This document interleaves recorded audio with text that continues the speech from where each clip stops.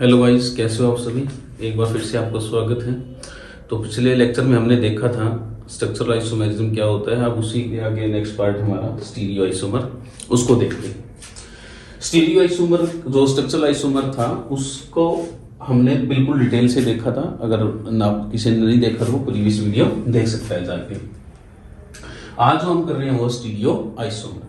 तो stereo isomer को क्या बोलते हैं? स्टीरियो आइसोमर का दूसरा नाम है स्पेस आइसोमर भी बोल देते हैं। क्यों? क्योंकि स्टीरियो आइसोमर जो है वो डिफरेंट स्पेस के अकॉर्डिंग चलता है हमारा, ठीक है। यानी कि उसकी अरेंजमेंट कैसी है 3D के अंदर, किसके अंदर? 3D के अंदर, इसलिए इसको स्पेस आइसोमर या 3D आइसोमर भी बोल देते हैं। हमने कल क्या देखा कि जो मॉलिक्यूलर फॉर्मूला होता है उस वो डिफरेंट भी हो सकता है और सेम भी हो सकता है। अगर वो सेम होता है तो उसमें प्रॉपर्टीज देखेंगे हम।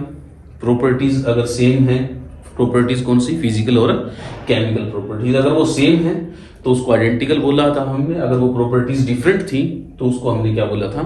आइसोमर बोला था, स्ट्रक्चरल आइसोमर। उसके आगे पार्ट देखे थे हमने।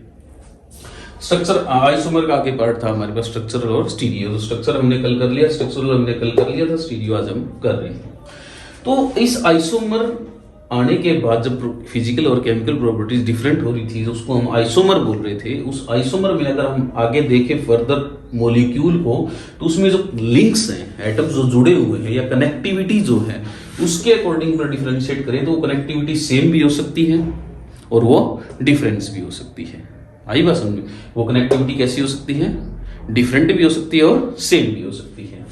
तो अगर वो कनेक्टिविटी डिफरेंट आ रही थी हमारे पास, जो जुड़े हुए अलग अलग आ रही थी, तो वो स्ट्रक्चरल या जिसको हम दूसरा नाम कॉन्स्टिट्यूशनल आइसोमर भी बोल देते हैं, हमने बोला था। अगर वो कनेक्टिविटी बाय चांस सेम आ जाए, क्या आ जाए? सेम आ जाए तो, और सेम आने के बाद भी हम उसकी क्या देखें? ओरिएंटेशन क्या हो? डिफरेंट हो। कनेक्टिविटी क्या हो? सेम हो, बट ओरिएंटेशन उसकी क्या हो? डिफरेंट हो। ओरिएंटेशन क्या? 3D स्पेस के अंदर जो अरेंजमेंट है पार्टिकल की वो कैसी हो? डिफरेंट हो। उसको हमने क्या बोल दिया था? स्टीरियो आइसोमर बोल दिया था। बोलो, आई बात समझ में? बिल्कुल अच्छे से। तो ये एक फ्लो चार्ट है। इस फ्लो चार्ट के अकॉर्डिंग तुम समझोगे तो बिल्कुल इजी समझ में आएगा। टाइम बचाने के लिए मैं पहले लिख के रख रहा हूं ताकि वीडियो लंबी ज्यादा ना बने। तो उसके बाद क्या है? स्टीरियो आइसोमर जो होता है, स्टीरियो आइसोमर आइसोमर का एक पार्ट होता है, ठीक है। इसके आगे फर्दर दो पार्ट होते हैं, यानी दो पार्ट में ये डिवाइड होता है। वो पार्ट कौन से होते हैं? एक होता है हमारे पास कॉन्फिगरेशनल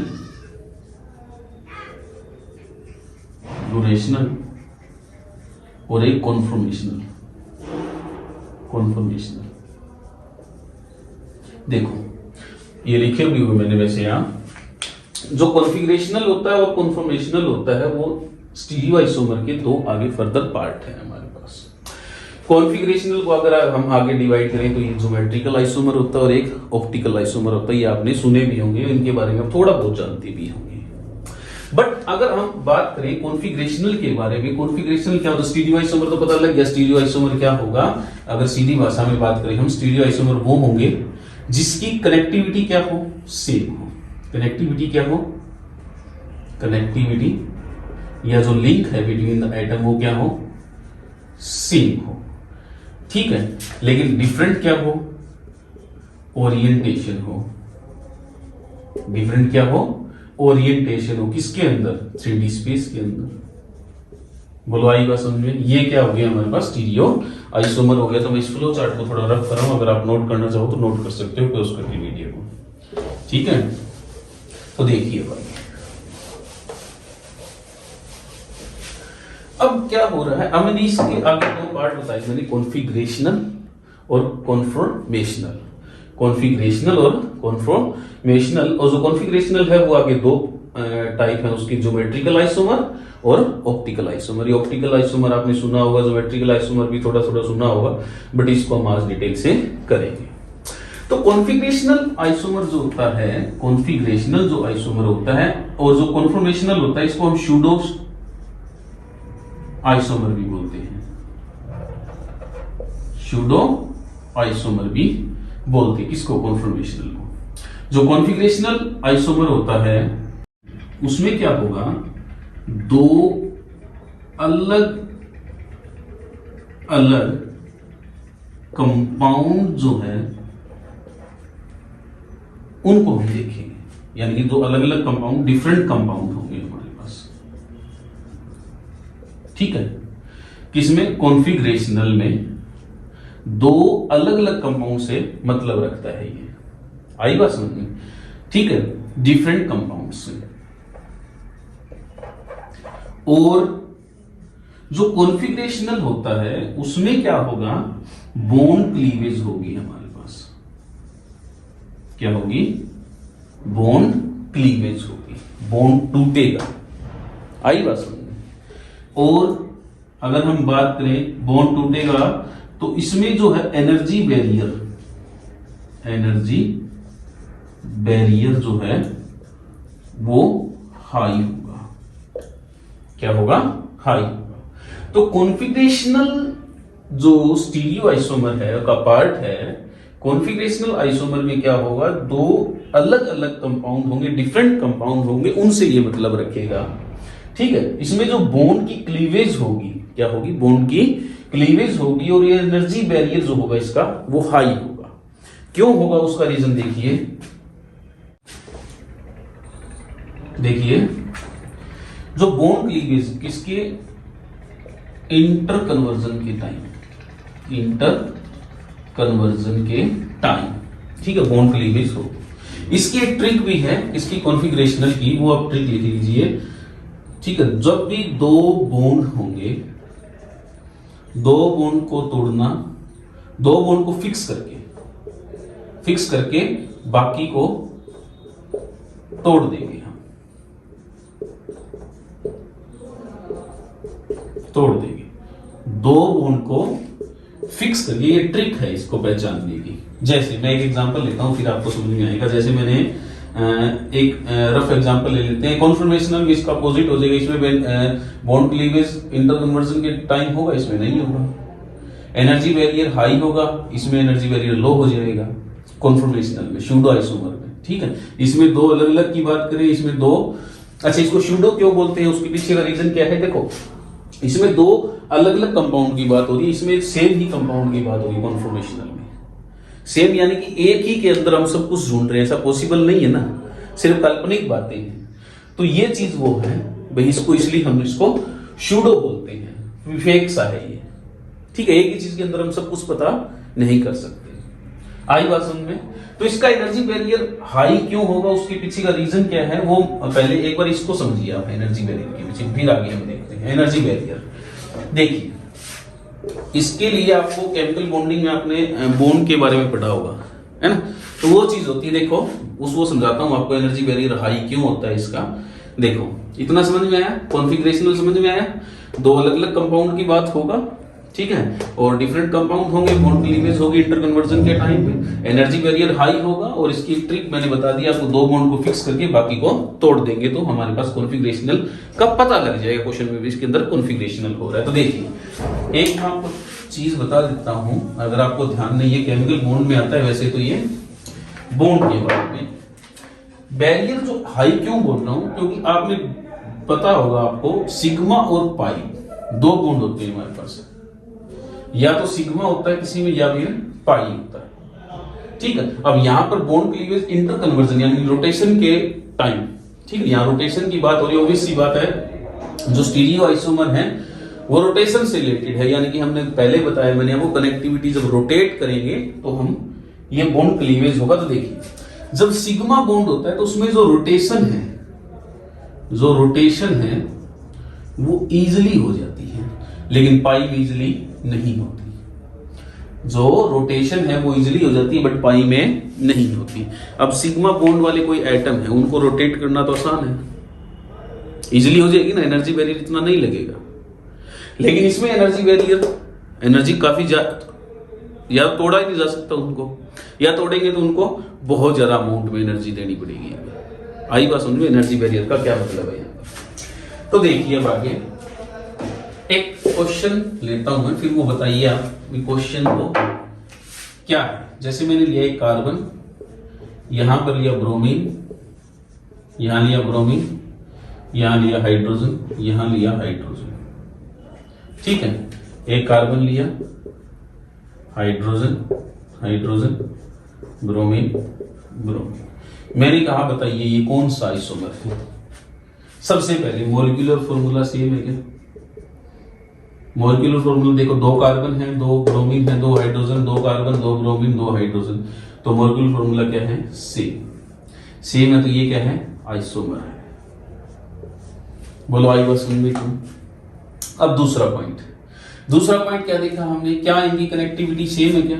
ये मैंने एक कार्बन लिया, ये दो कार्बन लिया, ये एक लिया और ये दो लिया, तो देखिए यहां पर 1 पे ये जुड़ा है, 2 पे ये जुड़ा है, यहां पर भी 1 पे ये जुड़ा है, 2 पे ये जुड़ा है, यानी ब्रोमीन दोनों कार्बन पे है, ब्रोमीन दोनों कार्बन, यानी कनेक्टिविटी भी क्या है?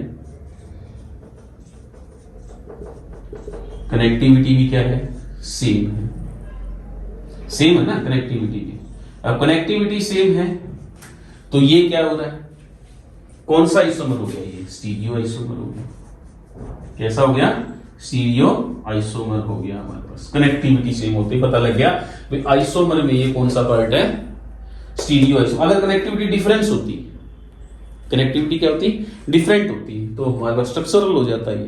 अब कनेक्टिविटी कैसी है? सेम है। कनेक्टिविटी क्या है? देखो यहां पर 1 पे ये जुड़ा है, यहां पर 1 पे जुड़ा है, यहां पर भी 1 पे जुड़ा है, यहां पर भी 2 पे जुड़ा है, यहां पर भी 2 पे जुड़ा है, तो कनेक्टिविटी क्या हुई? सेम होगी, तो स्टीरियो आइसोमर हो गया ये। बोलो आई बात समझ में? क्लियर है? अब दूसरी बात, स्टीरियो आइसोमर में भी आगे मैंने दो पार्ट बताए, कॉन्फिगरेशनल और कॉन्फॉर्मेशनल। कॉन्फिगरेशनल दो अलग अलग कंपाउंड होंगे, डिफरेंट कंपाउंड होंगे, बॉन्ड इंटरकन्वर्जन के टाइम बॉन्ड क्लीवेज होगा और एनर्जी बैरियर हाई होगा। ठीक है, एक ट्रिक बताइए, दो बॉन्ड को हम फिक्स रखेंगे और बाकी को तोड़ देंगे। तो चलिए अब देखते हैं, क्या इसको अगर मैं कहूं रोटेशन करवा सकते हैं क्या? एनर्जी बैरियर है क्या? रेस्ट्रिक्टेड रोटेशन हो रही है ना? अरे रेस्ट्रिक्टेड रोटेशन हो रही या नहीं हो रही? तो डबल बॉन्ड है, इसको तोड़ना इतना इजीली नहीं है, नहीं तोड़ सकते ना इतना इजीली हम इसको। तो ये कौन सा हो जाएगा? ये हमारे पास कॉन्फिगरेशनल हो जाएगा। कौन सा हो जाएगा? कॉन्फिगरेशनल आइसोमर हो जाएगा। बोलो क्लियर है? अब देखिए एक बात मैं आपको लिखवा भी देता हूं, नोट में लिख लीजिए, इसको रफ कर रहा हूं। ये समझ में आया क्या? अच्छे से, बिल्कुल अच्छे से समझ में आया होगा। जो रोटेशन है, इसको डबल बॉन्ड को हम घुमा नहीं सकते, मैं एक बार लिखवा भी देता हूं आपको। ये जो सिग्मा बॉन्ड होता है उसमें जो रोटेशन है वो अलाउड होती है, और जो पाई बॉन्ड होता है या पाई प्लस सिग्मा होता है उसमें रोटेशन जो है नॉट अलाउड होती है।